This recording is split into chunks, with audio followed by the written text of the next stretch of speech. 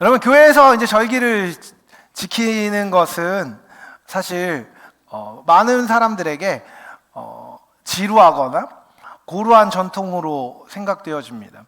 매년 절기가 오잖아요. 뭐 추수감사절도 오고 맥주감사절도 오고 부활절도 오고 크리스마스도 오고 여러 가지 절기들이 옵니다. 이 절기가 되면 절기 때마다 해야 되는 행사들이 있고요. 절기 때마다 하게 되는 의식들이 있습니다. 이게 고루하다고 느껴질 수도 있을 것 같습니다. 하지만 여러분, 이 교회에서 절기를 지키는 것은요, 전통의 관성에 신앙을 맡기기 위한 것은 아닙니다. 본질적으로 여러분, 절기를 제정했다는 것을 우리는 기억할 필요가 있습니다. 절기를 지키는 것은 외적 규율을 통해서 삶을 하나님께 맞추려는 노력의 일부라고 할 수 있습니다. 여러분, 특정한 의식은요, 기억을 복원해 줍니다. 어떤 사람, 사건, 시간에 대한 기억은 교훈을 떠올리게 해주고, 교훈은 삶의 방향을 형성해 주는 것이지요. 그저께인가요? 가족들 금요일날 예배가 끝나고 제가 집에 들어갔는데 마침 2호기와 3호기가 잠에 들어 있었고 1호기만 깨어 있었습니다. 첫째만 깨어 있었단 얘기예요. 첫째는 10살이고 나른한 아이들과 5살 차이가 나는 거죠. 같이 누워서 이렇게 사진을 좀 봤습니다. 사진이 어떤 사진이냐면 5년 전, 6년 전, 7년 전 사진이었어요. 그때는 1호기로 불릴 때가 아니라 아들로 불릴 때였습니다. 한 명밖에 아들이 없었거든요. 지금은 이제 2호기도 있고 3호기도 있고 곧 4호기도 출동하게 되는데 그때를 이제 생각하면 그 사진들을 보면요, 그 시간들이 기억납니다. 그리고 그 시간들에 그 아이를 어떻게 길렀는지가 기억나고 그 아이가 우리에게 어떤 존재인지가 다시 한번 생각이 나지요. 마찬가지입니다. 절기라는 것은 그런 것입니다. 어떤 것들을 보고 그 의미를 다시 기억하는 의미가 있는 것입니다. 그런 의미에서 우리는 매해 지키는 절기를 가볍게 여기면 안 됩니다. 매년 오는 것이라는 냉소적인 태도가 아니라 매년 있는 이 절기가 가리키는 우리가 기억하고 지켜야 되는 가치들을 진지하게 바라보아야 하는 것이지요. 여러분, 맥주감사절은요, 한 해 한가운데 있는 절기입니다. 7월 첫 주가 맥주감사절이에요. 구약시대 이스라엘에서 맥주절은 수고하여 밭에 뿌린 것에 첫 열매를 거두는 것을 기념하고 감사하기 위해 지켰습니다. 물론 오늘날 우리는 보리를 거두지 않습니다. 그래서 맥주감사절은요, 구약의 그것과 완전하고 완벽하게 연결되는 절기는 아닙니다. 하지만 한 해의 첫 열매에 대해 생각하고 한 해의 절반을 드리면서 그 시간을 생각한다는 의미에서 여러분, 매우 중요한 절기인 것이지요.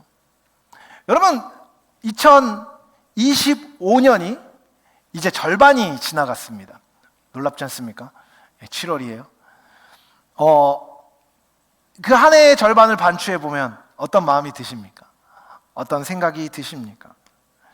여러분이 하나님께 드리기 원하는 감사의 첫 열매는 무엇입니까? 그리스도인으로서 여러분, 우리가 감사해야 되는 이유 다시 한번 떠올려 보기 원합니다. 그리고 그 감사를 가지고 계속해서 예수를 따라가기 위한 노력을 계속할 이유를, 방법을 오늘 말씀을 통해 함께 생각해 보고 싶습니다. 신명기 8장 제가 굳이 다 읽었습니다. 매우 중요한 내용이기 때문입니다. 신명기 8장은 이스라엘의 광야 경험과 가나안 정착을 사이에 둔 전환점에서 모세가 했던 설교입니다. 이 장은 이제 여기 이르기 전까지 광야에서 있었던 과거의 훈련, 그리고 약속의 땅에서 허락될 풍요로운 미래가 가져다 줄 유혹과 그 가운데 있는 기억이라는 주제를 통해서 하나님 나라의 백성이 어떤 삶을 살아야 되는지, 하나님 나라의 백성은 어떤 존재인지를 확고하게 해주는 장이라고 할 수 있습니다. 여러분, 신명기 8장에서 이스라엘 백성은 이제 40년 광야 생활을 마무리하며 요단강 동편에 있는 모압 평지에 모두 모여 있습니다. 이제 40년 동안 광야를 지나면서 있었던 1세대는 다 쓰러져 갔습니다. 왜 그랬을까요? 하나님께 불순종하였기 때문입니다. 약속의 땅으로 바로 가라고 얘기했을 때, 정상분들이 돌아왔을 때 하나님의 뜻을 신뢰하지 못하고 하나님의 약속을 신뢰하지 못하고 그들은 불평을 늘어놓았습니다. 결국 그들은 약속의 땅을 밟지 못할 것이라는 하나님의 말씀과 함께 이제 40년이라는 기간 동안 광야를 지나게 되고, 이 광야 1세대는 극소수를 제외하고는 모두 생명을 달리했습니다. 약속의 땅을, 가나안을 목전에 두고 있는 이스라엘 회중이 그런데 여전히 있습니다. 이 사람들은 어떤 사람들입니까? 광야에서 태어나고 자란 2세대가 주류를 이루고 있는 회중이었습니다. 다른 말로 얘기하면 출애굽한 사람들과 이제 출애굽하고 가나안 땅에 들어가기를 기다리고 있는 사람들은 구성하고 있는 사람들 자체가 달랐다는 것입니다. 이제껏 이스라엘 민족을 이끌었던 모세 역시 약속의 땅에 들어가지 못하게 되어 있습니다. 그래서 8장에서 모세는요, 이 새로운 세대, 약속의 세대에게 과거에 어떤 일이 있는지를 다시 한번 들려줍니다. 그리고 이 회중이 어떻게 미래를 준비해야 되는지에 대해서 얘기하고 있는 것입니다. 본문 20절 되는 말씀을 다 읽었습니다. 근데 여러분, 여기 있는 이 주제, 이 본문의 핵심 주제는요, 생각보다 복잡하지 않습니다. 기억하라. 그리고 잊지 말라는 것입니다. 여러분, 신명기는요, 전체적으로 계속해서 기억하라, 잊지 말라는 요청을 반복합니다. 여러분, 우리는요, 기억해야 합니다. 잊어버리면 안 됩니다. 여기 있는 몇몇 사람들이 태어나기 전에 우리나라에 유명한 멜로 영화가 있었습니다. 내 머릿속에 지우개. 들어보셨습니까? 알고 있어요. 안 들어본 사람 많이 있는 거. 내 머릿속에 지우개라고 손예진이랑 정우성이 이제 같이 주연으로 나왔던 영화입니다. 이 얘기를 하면 할수록 뭔가 미궁으로 빠져드는 것 같은데, 그때 이제 여자 주인공이 이제 알츠하이머에 걸려가지고 계속해서 이제 까먹는 거였거든요. 여러분, 사랑하는 사람들이 있는데 까먹으면 어떻게 될까요? 이 사람에 대한 기억을 잃어버리면 어떻게 될까요? 사랑이 사라지는 겁니다. 관계가 사라지는 것처럼 느껴지는 겁니다. 그래서 여러분, 주인공이 계속해서 기억하려고 애쓰는 장면들이 나옵니다. 여러분, 우리가 신앙생활을 하는 것의 제일 중요한 본질 중에 하나는요, 바로 하나님을 기억하는 것입니다. 여러분, 하나님과 그분의 언약 백성 사이의 관계를 유지하는 영적 감각의 핵심은요, 하나님을 기억하고 매 순간 잊어버리지 않는 것입니다. 하나님의 성품, 하나님의 사역, 하나님이 하실 수 있는 일, 하고 계신 일, 그리고 그 사역과 지금 우리의 삶에 어떤 상관이 있는지에 대한 지식과 기억은요, 사실 그 자체로 신학적인 행위입니다. 이것은 단순히 과거를 회상하는 게 아닙니다. 아, 옛날에 참 좋았지, 옛날에 재밌었지, 옛날에 참 즐거웠지 라는 단순한 과거 회상이 아닙니다. 그 기억이 현재 삶의 방향성과 믿음의 태도를 결정해 주기 때문입니다. 결국 여러분, 우리가 하나님을 기억하는 행위, 하나님이 우리를 위해 하신 일을 기억하는 행위는요, 그 자체가 신앙의 근본적인 태도를 담는 것입니다.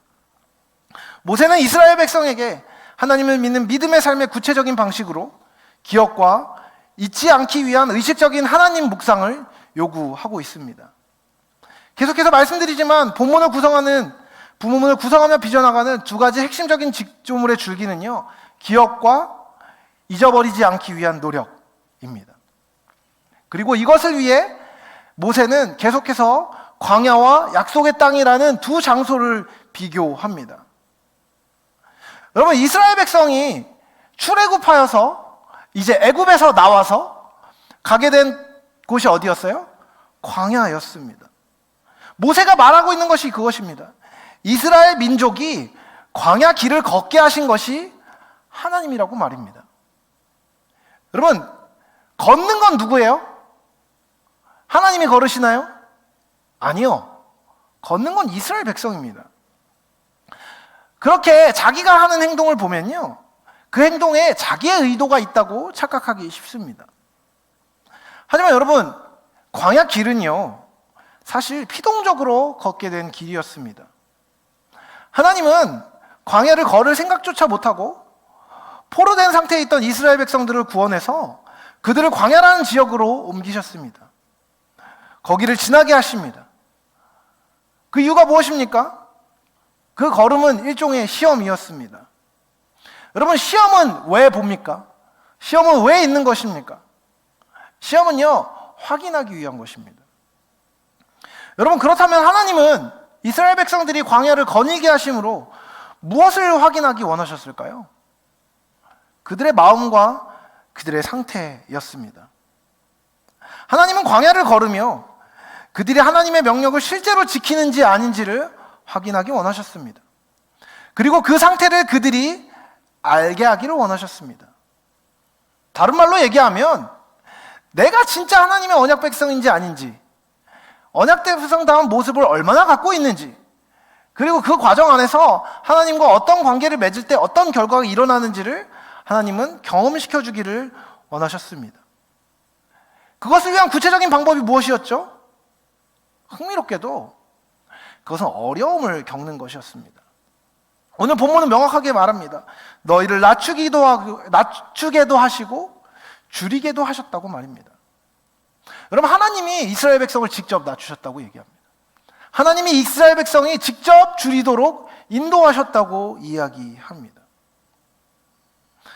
그런데 여러분, 이 어려움은요, 극단적인 위기만을 말하지는 않습니다.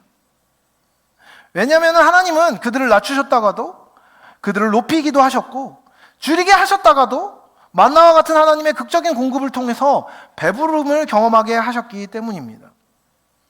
이와 같은 경험을 통해 하나님은 그들이 하나님과 하나님 앞에서의 삶의 의미를 깨닫기 원하셨습니다.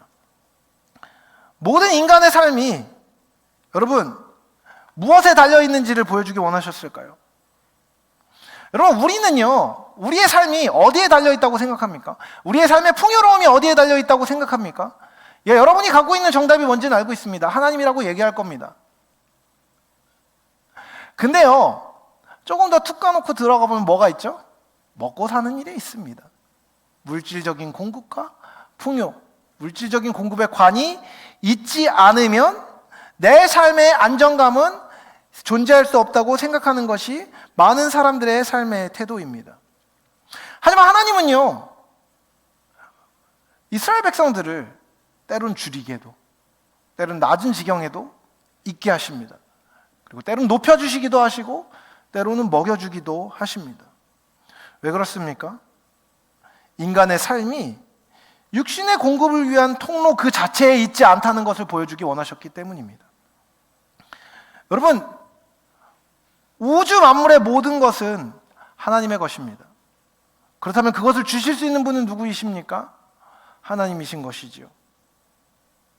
그래서 여러분, 하나님은요, 우리가 하나님의 손을 보는 것에 멈추는 것이 아니라 그 크고 강한 손으로 펴셔서 우리에게 주실 수 있는 하나님 자체를 보기 원하셨습니다.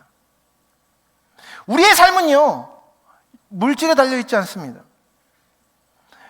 우리에게 모든 것을 공급하실 수 있는 모든 것을 가지신 하나님, 그리고 그 하나님의 말씀에 우리의 삶이 달려있다는 것을 하나님은 알려주기 원하십니다. 그래서 이스라엘 백성은 광야에 있었던 것입니다. 여러분, 광야에서 이스라엘 백성들은 그것의 증거를 가질 수 있었습니다. 그것이 뭐였습니까? 바로 그들의 의복과 신발, 발이 멀쩡했다는 것입니다. 40년 동안 의복이 헤어지지 아니하였고 내 발이 부르트지 아니하였다라고 이야기합니다. 여러분, 누군가에게는 이것이 기쁜 소식이 아닐지도 모르겠습니다. 옷을 사러 오늘 저녁에 쇼핑을 가는 사람에게, 그렇죠? 여러분, 옷이 헤어지지 않는 것은 기분 나쁜 일이 될지도 모르겠습니다. 하지만 여러분, 그 당시에 대량 생산이나 천이나 이런 것들이 올바르게 생산되지 않던 시기에 옷은요, 사치품 정도가 아니라 필수품이었습니다. 바람에서 자기를 가려줘야 했고 햇빛으로부터 피부를 보호해주는 것, 그것이 옷의 역할이었습니다. 옷이 헤어지지 않는다는 것은 무엇을 의미합니까? 보호가 그치지 않는다는 것을 의미합니다. 여러분, 발이 부르트지 않고 계속해서 건강하고 아프지 않았음은 무엇을 의미합니까? 위기 가운데 피할 수 있다는 것입니다. 움직일 수 있다는 것입니다. 거동할 수 있다는 것입니다. 행동할 수 있다는 것입니다. 무기력하게 넘어져 있지 않고 움직일 수 있는 힘을 하나님이 허락하셨다는 것입니다. 의복과 신발, 발이 모두 멀쩡하고 건강했습니다. 그들은 하나님을 의지하는 삶의 효력을 광야에서 경험하였습니다. 그것을 시험하고 확인하는 과정이 광야에서의 삶의 과정이었던 것입니다. 여러분, 하나님이 그와 같이 이스라엘 백성을 시험하신 행동은요, 짓궂은 삼촌의 그것이 아니었습니다. 짓궂은 삼촌의 그것이라고 얘기하면 여러분 혹시 기억나는 삼촌이 있는지 모르겠습니다. 저한테는 그런 삼촌이 있었습니다.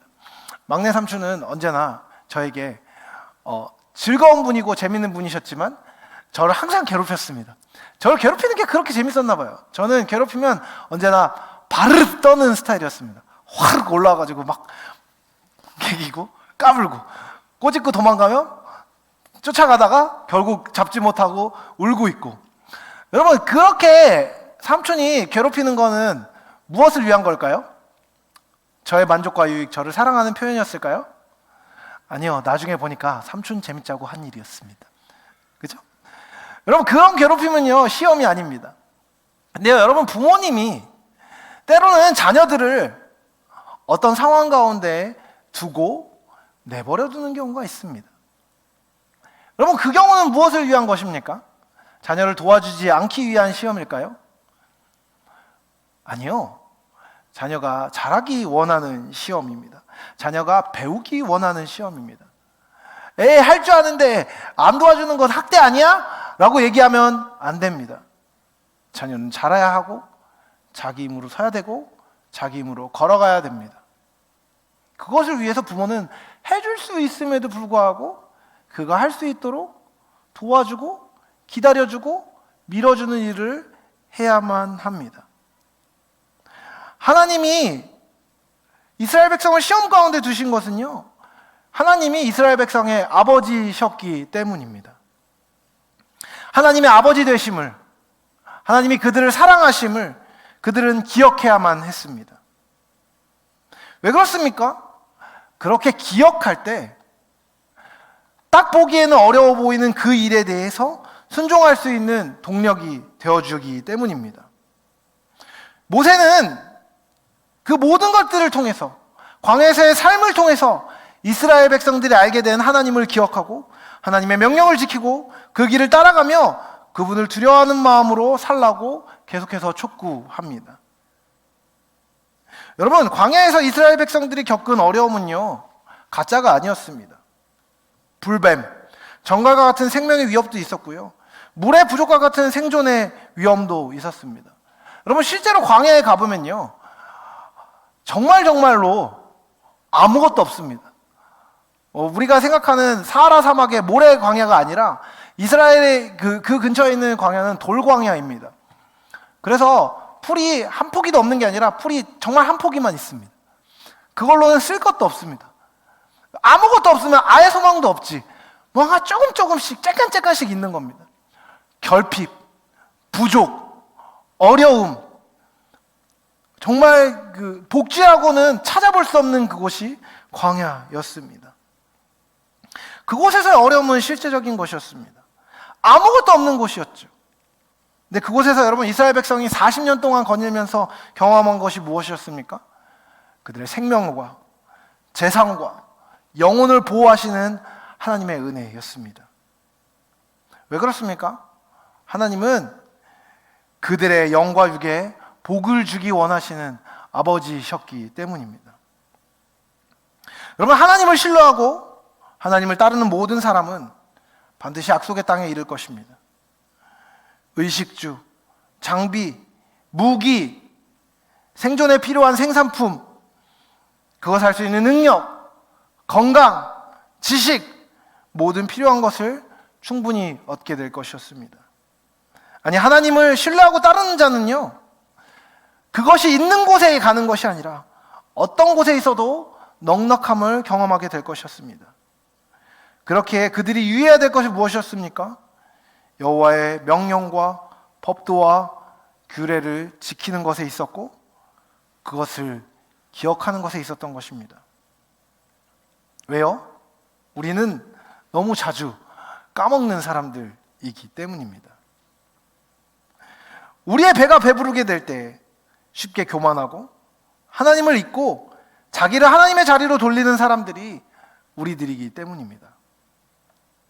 여러분, 만약 우리에게 모든 것이 풍족한 것처럼 보이고 부족함이 없어 보이는 시기가 왔을 때 하나님을 기억하지 못하게 된다면 어떻게 될까요? 여러분, 모든 것이 만족스러운 시기를 겪어본 적 있으십니까? 제발 그런 시기를 겪어봤으면 좋겠다는 생각이 들지요? 여러분, 어떤 성취를 이루고요, 제법 배가 불러지고 나의 어떠함이 증명되는 시기가 오면요, 꽤나 만족스러운 것들을 경험하게 됩니다. 그리고 마음이 붕 뜨게 되지요. 그리고 어깨에 햄버거도 여러 개 올라가게 됩니다. 그렇게 되면요, 내가 받은 것들, 내게 허락된 것들은 주로 잊어버리게 되고, 내가 하고 있는 것들이 나의 힘으로 이루어졌거나 당연한 것으로 여기게 됩니다. 내 모든 소유의 근원, 나의 능력의 근원이 나에게 있다고 착각하게 되는 것입니다.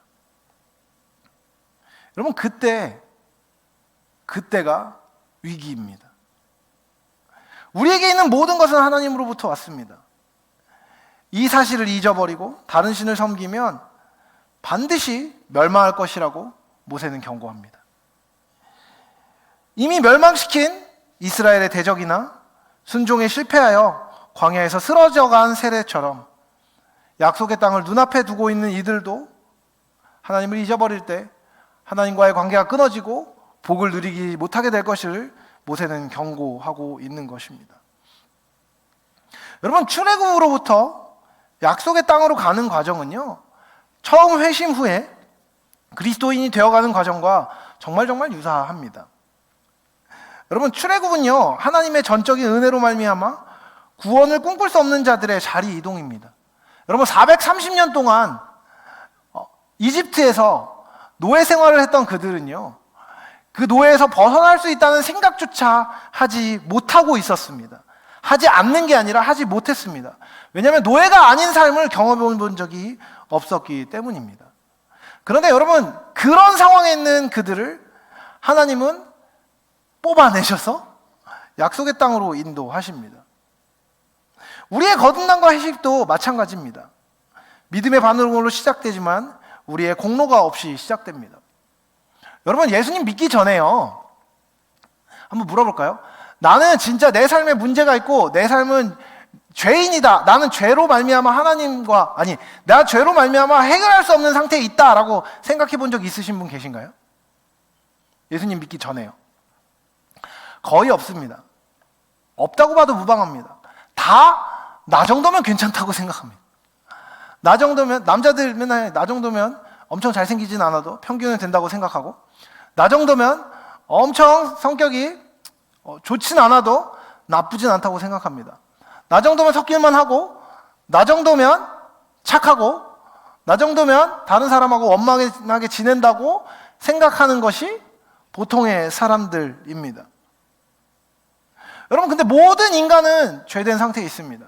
하나님으로부터 끊어져 있고 사망 가운데로 갈 수밖에 없는 존재입니다. 그것을 생각조차 하지 못할 때 하나님은 우리를 구원하십니다.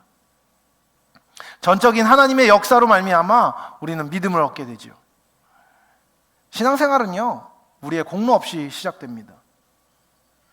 전적인 하나님의 역사로 출애굽한 것과 우리가 구원받음은 이와 같은 비슷한 점이 있습니다.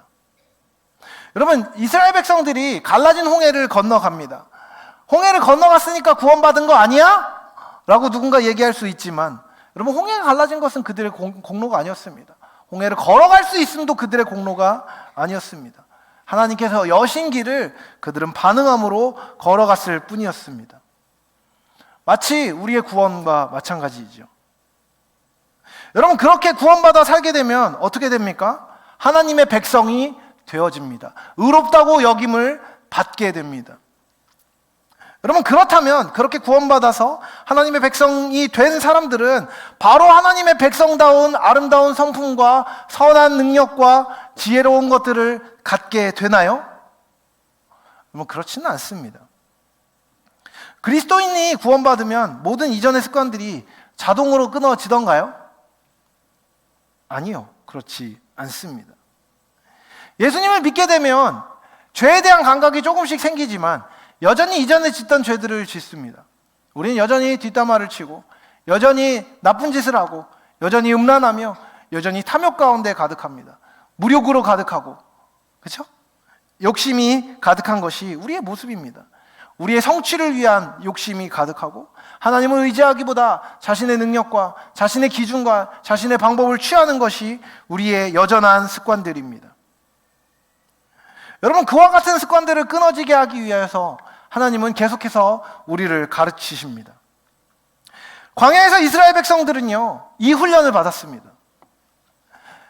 그들은 애굽 땅에서 노예로 430년을 살았습니다. 다른 말로 하면 몸에 노예 근성이 배어 있었습니다. 노예의 습관이 배어 있었습니다.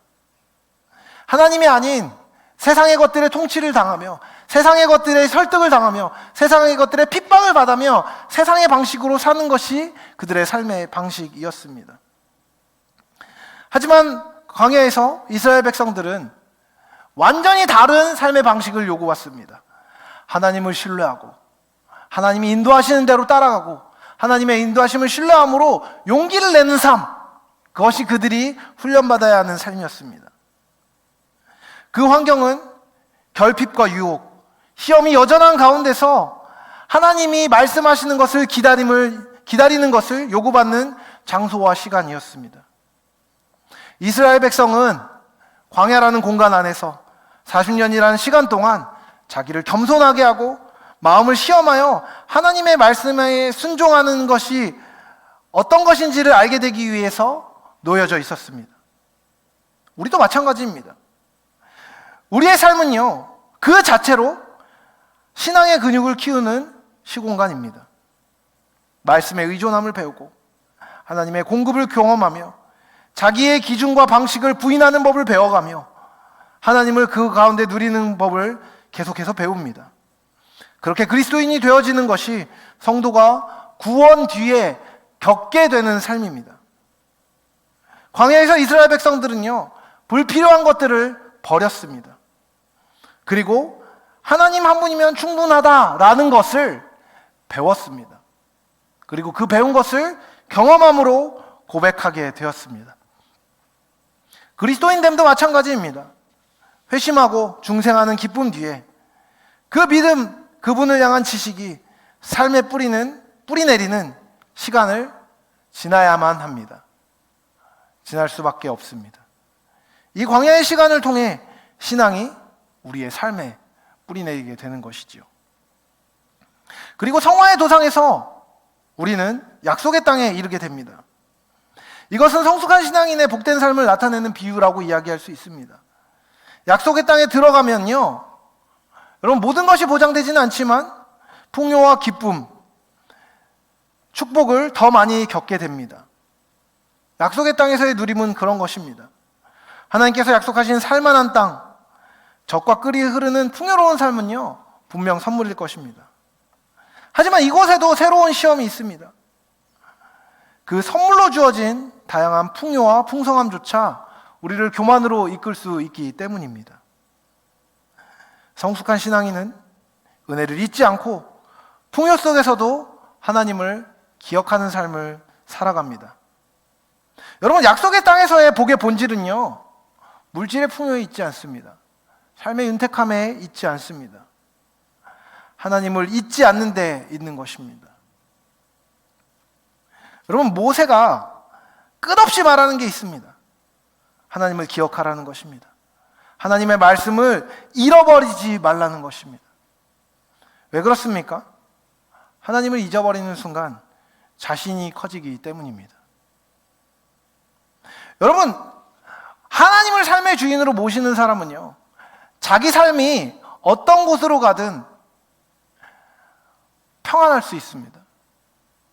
왜 그러냐면 나를 결국 약속의 땅으로 인도하시는 하나님을 기억한다면 지금의 위치가 영원하지 않을 것을 알게 되기 때문입니다. 그리고 지금의 위치에 있는 것이 오롯이 나의 책임이 아니라는 것을 알고 하나님 앞에 해야 할 바를 용기 있게 할 수 있기 때문입니다. 여러분, 자기가 커지고 자기의 삶을 자기가 책임져야 하는 사람의 삶은 어떻습니까? 부유해지고 잘나지고 높은 자리에 올라가면요, 그것도 자신의 덕분이 됩니다. 내가 잘난 거죠. 내가 잘나서 좋은 곳에 취업하고, 내가 잘나서 좋은 학교에 가고, 내가 잘나서 돈이 많아지고 부유해집니다. 여러분, 그렇게 되면요, 자기가 커지고 자기가 교만해집니다. 그리고 자기가 모든 것을 할 수 있다고 생각하게 됩니다. 여러분, 그렇게 생각하는 것은 옳은 것입니까? 그른 것입니까? 여러분, 그른 것입니다. 모든 것을 할 수 있는 사람은 없습니다. 모든 것을 훌륭하게 성취할 수 있는 사람은 존재하지 않습니다. 그것은 계속되지 않습니다. 1년, 2년, 10년 여러 가지 노력을 통해서 유지될 수 있을지 모르겠지만 그것은 절대로 영원할 수 없습니다. 부유해질수록 불안해지고, 불안해질수록 계속해서 행동으로 자기를 채워야만 하는 것이 자기가 커진 삶의 모양입니다. 반대로 여러분, 자기가 커진 삶이 꼭 부유해지지 않을 수도 있습니다. 자기가 크고 교만함에도 불구하고요, 실패를 겪을 수 있습니다. 연약해질 수 있습니다. 몸이 아파질 수 있고요, 재산이 사라질 수 있습니다. 관계가 끊어질 수 있고, 여러 가지 비참한 상황으로 자기가 비대해진 상태에서 들어갈 수 있습니다. 여러분, 그러면 어떻게 됩니까? 무엇보다도 비참한 존재가 되는 것이죠. 자기의 삶의 모든 책임을 자기가 지고 자기의 망함에 대해서 누구도 비난하지 못한 채 스스로를 비난하고 죽여야 되는 상황이 되는 것입니다. 반대로 여러분, 하나님이 커지면 어떻게 됩니까? 여러분의 삶을 향한 하나님의 계획을 신뢰한다면 하나님이 하라고 하신 바를 하나하나 해나가며 그분의 공급하심과 그분의 신실하심을 경험할 수 있게 되는 것입니다. 여러분, 중요한 것은요, 여러분이 지금 어떤 상태에 있냐 아니냐에 있지 않습니다. 여러분, 어떤 공무원 시험, 임용고시, 취업 준비를 열심히 하고 있다고 한번 생각해 볼까요? 열심히 하고 있으면 자매들은 보통 시험 공부를 할 때 어떻게 되죠? 원래 렌즈를 끼던 지체들은 안경을 끼고 머리를 예쁘게 세팅하던 지체들은 똥머리를 하게 됩니다. 그렇죠? 형제들도 원래 멋진 옷을 입고 멋지게 꾸미던 사람들도 시험을 준비하면 추리닝 입고 쓰레빠 신고 다니는 게 일반적입니다. 그 시간이 길어지면 어떻게 되죠? 작아집니다. 위축되고 초라해지는 것처럼 느껴지죠. 근데 여러분, 내 삶을 내가 책임져야 되면 어떻게 되죠? 그 불안이 해소될 길이 없습니다. 근데 여러분, 하나님을 신뢰하는 사람은 어떤 겁니까? 이전에도 계속 인도하셨던 하나님이 앞으로의 삶을 인도하실 것을 신뢰한다면 지금 해야 할 바를 하고 내게 주어지는 결과를 받아들이고 그 결과에 따라서 하나님 앞에 행할 바를 매 순간 용기 있게 지혜를 구하며 선택할 수 있게 되는 것입니다. 중요한 것은 외적인 상태가 아닙니다. 하나님 앞에 있느냐 아니냐입니다. 반대로 여러분, 너무나 훌륭한 성취를 이루고 너무나 많은 것들을 갖고 있는 사람들이라고 해서 여러분 꼭 교만한 것은 아닙니다. 그 모든 것을 갖고 누리고 있음에도 불구하고 하나님을 인지하고 하나님을 기억하고 있는 사람은요, 그것들이 영원하지 않으며 하나님이 허락하신 선물임을 알고 있습니다. 그렇기에 그것이 모두 나의 것이 아님을 알고 나에게 허락된 것을 마음껏 누리며 또한 베풀 때에 베풀고 나눌 때에 나오며 함께 사랑하며 자신 있게 살 수 있는 것입니다. 중요한 것은 외적 상태가 아니라 하나님을 기억하고 하나님 앞에서 올바르고 온전하게 행하고 있느냐 아니냐에 있습니다. 하나님 앞에 있으면 부요해도 감사할 수 있고 어려워도 넘어갈 수 있지만 하나님과 멀어진 상태는 부요해도 불안하고 어려우면 넘어지는 것입니다. 멀어진 상태는 그 자체로 위기가 되는 것이죠.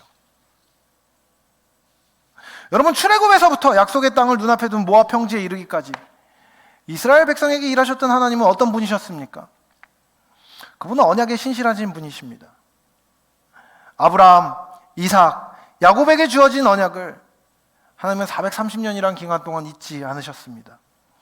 그들을 향한 사랑과 보호의 팔을 거두지 않으시고 하나님의 경륜에 따라 가장 알맞은 때에 그들을 구원하신 분이 하나님이셨습니다. 그 언약에 대한 신실함은 이스라엘 백성뿐 아니라 당대 나라들이 살고 있는 민족들에게도 적용되었습니다. 하나님은 그래서 그에 맞게 역사의 공간과 시간에서 일하신 것이지요. 또한 그 하나님은 선하십니다. 그래서 모든 이들에게 공정하고 아름다운 방식으로 일하십니다. 또 하나님은 그 선하심을 관철할 능력을 가진 전능하고 거룩한 분이 되십니다. 그래서 우리는 가난할 때도, 연약할 때도, 부유할 때도, 무능할 때도, 유능할 때도, 아플 때도, 건강할 때도 모든 상황 속에서 하나님을 기억하기만 하면 감사할 수 있습니다. 특히 그분의 선하심을 이미 맛보아 알고 있는 약속의 백성들은 이전의 맛으로 앞으로 누릴 맛을 또한 기대할 수 있는 것입니다.